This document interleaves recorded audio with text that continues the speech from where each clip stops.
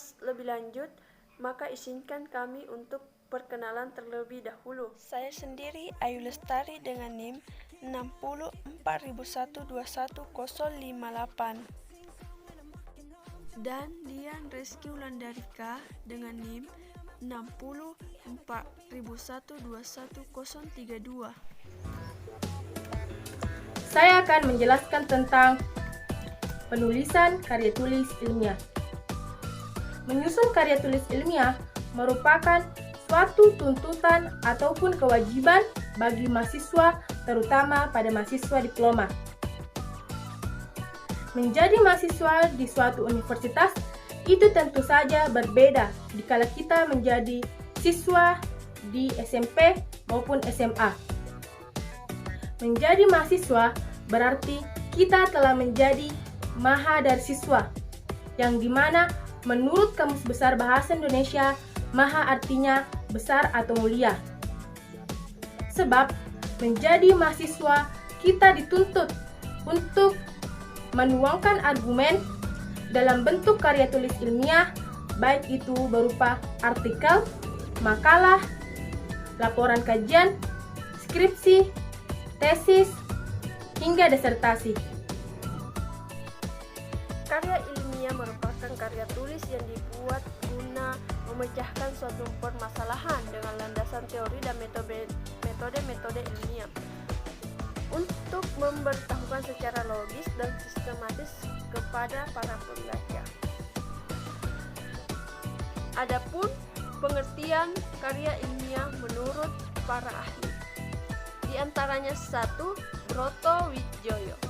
Menurut Broto Widjoyo, karya ilmiah merupakan karangan ilmu pengetahuan yang menampilkan fakta yang dibuat dengan menggunakan metodologi penulisan yang baik dan benar. 2. Eko Susilo. Menurut Eko Susilo, karya ilmiah merupakan tulisan ataupun karangan yang didapatkan sesuai dengan sifat keilmuannya dan peninjauan terhadap bidang ilmu tertentu dengan memperhatikan sistematika penulisan yang baik dan santun, serta dapat dipertanggungjawabkan keilmiahannya. 3. Jones. Menurut Jones, karya ilmiah merupakan karangan yang ditujukan untuk masyarakat tertentu ataupun profesional yang biasanya bersifat ilmiah tinggi. Bagian-bagian karya ilmiah menurut ragam bahasa. Bagian-bagian karya ilmiah menurut ragam bahasa dibagi atas 3.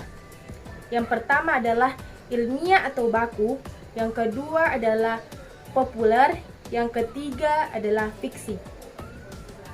Ilmiah atau baku terdiri dari makalah, proposal, skripsi, tesis, dan disertasi.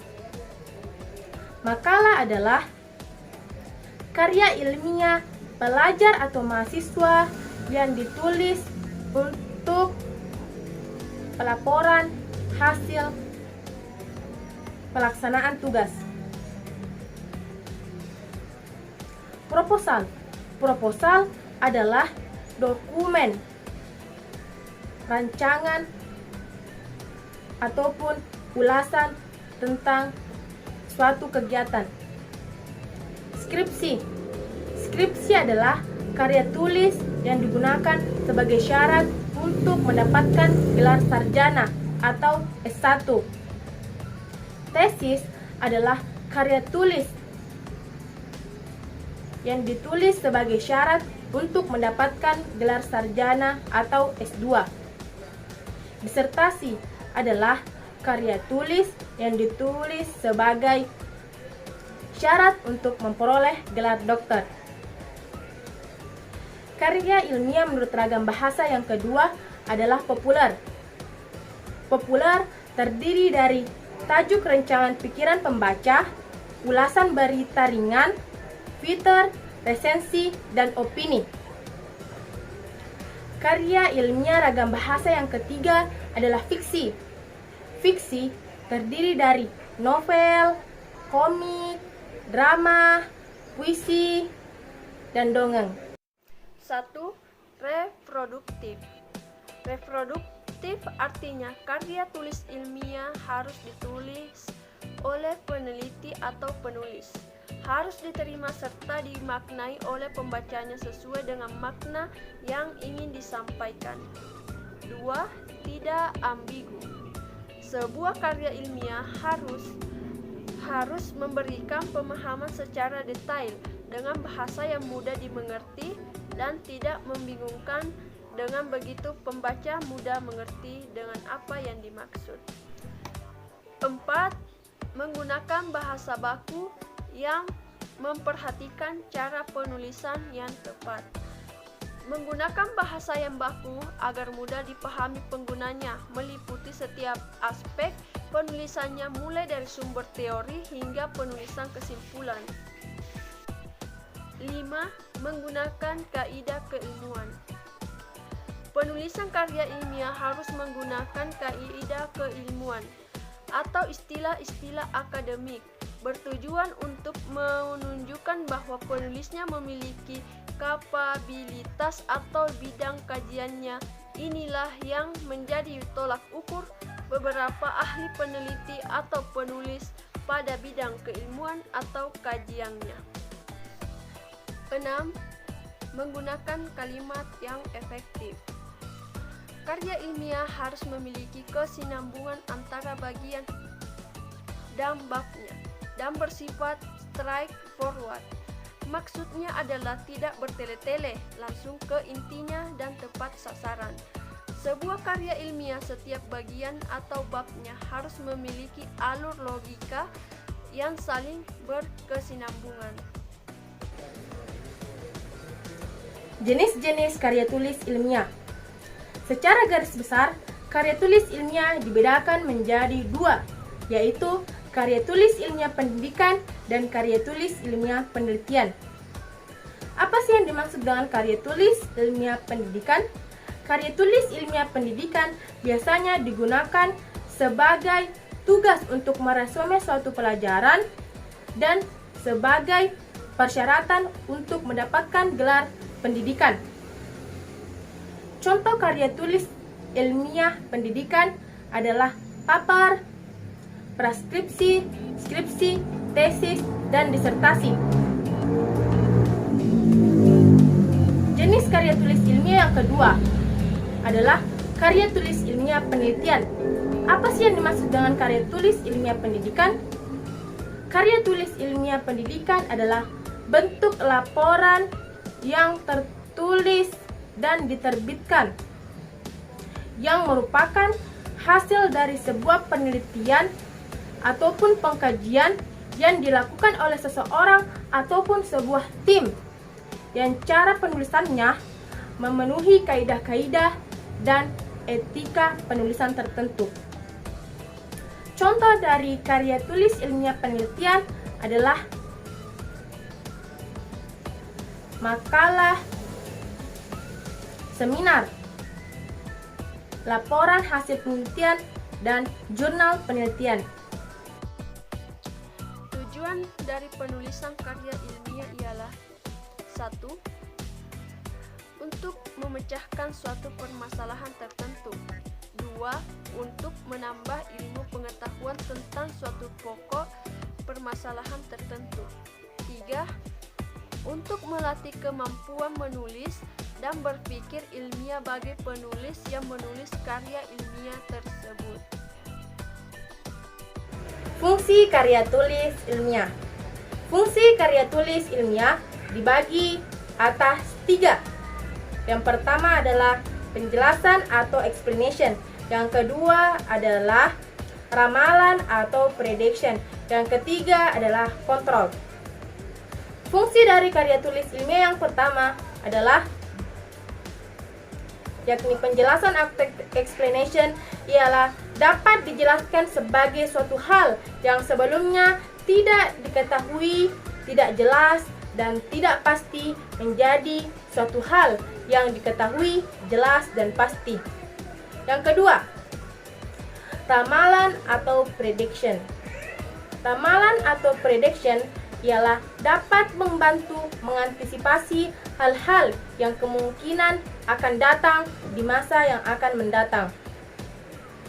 Yang ketiga, karya ilmiah berfungsi sebagai kontrol, yakni dapat berfungsi sebagai kontrol untuk mengontrol atau mengawasi benar atau tidaknya suatu pernyataan. Adapun fungsi lain dari karya ilmiah ialah yang pertama, karya ilmiah berfungsi sebagai bahan rujukan ataupun kegiatan yang bersifat ilmiah. Contohnya, seperti penelitian ataupun kegiatan seminar. Yang kedua, karya ilmiah juga berfungsi sebagai fungsi edukatif, yang mana disebutkan dengan fungsi edukatif, yakni di mana ketika menulis karya ilmiah, maka wawasan yang didapat akan meningkat terhadap bidang keilmuan yang dikaji. Yang terakhir, karya ilmiah berfungsi sebagai fungsi sentral. Apakah yang dimaksud dengan fungsi sentral? Maksudnya adalah bahwa karya ilmiah mampu memperluas wawasan kepada masyarakat umum dalam perkembangan ilmu pengetahuan. 1. Memperluas wawasan ilmu pengetahuan. 2. Penulis memperoleh kepuasan dari segi intelektual. 3. Mengenalkan penulis dalam kegiatan perpustakaan. 4. Dan juga menyajikan fakta secara jelas serta sistematis. Syarat karya ilmiah. Syarat karya ilmiah terdiri dari 6 syarat, yakni yang pertama ialah komunikatif. Karya ilmiah yang baik memiliki sifat komunikatif. Hal ini bisa terlihat dari bahasa yang digunakan. Agar mudah dipahami oleh orang lain, gunakanlah bahasa yang efektif dengan tetap mematuhi kaidah penulisan ilmiah. Syarat yang kedua ialah bersifat denotatif. Membuat karya ilmiah tidak sama dengan membuat karya jenis fiksi ataupun non-fiksi. Dalam penyusunan karya ilmiah harus menggunakan kata yang bersifat denotatif. Hal ini untuk mempermudah pembaca dalam mengetahui isi karya ilmiah yang ditulis. Syarat yang ketiga adalah bernalar. Ketika menyusun karya ilmiah, sebaiknya tidak menggunakan perasaan yang dapat menyentuh hati para pembaca. Karya ilmiah disusun dengan logika dan nalar. Sebagai salah satu syarat karya ilmiah ini akan membantu para pembaca menangkap makna dari karya ilmiah yang sudah dibuat. Yang keempat, memiliki landasan teori kuat. Apakah yang dimaksud dengan landasan dan teori yang kuat? Karya ilmiah yang memenuhi syarat harus memiliki landasan teori yang kuat. Karya ilmiah tidak boleh dibuat dengan asal tanpa teori yang mendasarinya. Selain itu, hasil dari penelitian atau pengamatan juga harus dikorelasikan dengan teori yang sudah ada. Syarat yang kelima, tulisan relevan dengan ilmu tertentu. Apakah yang dimaksud dengan tulisan relevan? Selain landasan teori yang kuat, karya ilmiah juga harus relevan dengan ilmu tertentu. Kamu harus mengaitkan dengan ilmu yang dipelajari dengan sumber yang terpercaya. Syarat yang keenam atau yang terakhir, bertanggung jawab. Karya ilmiah yang sudah dibuat haruslah bisa dipertanggungjawabkan. Untuk itu, dalam proses pembuatannya, gunakanlah penelitian yang sistematis dan menggunakan metodologi penelitian yang tepat. Selain itu, hindarilah melakukan plagiarisme dalam pembuatan karya ilmiah.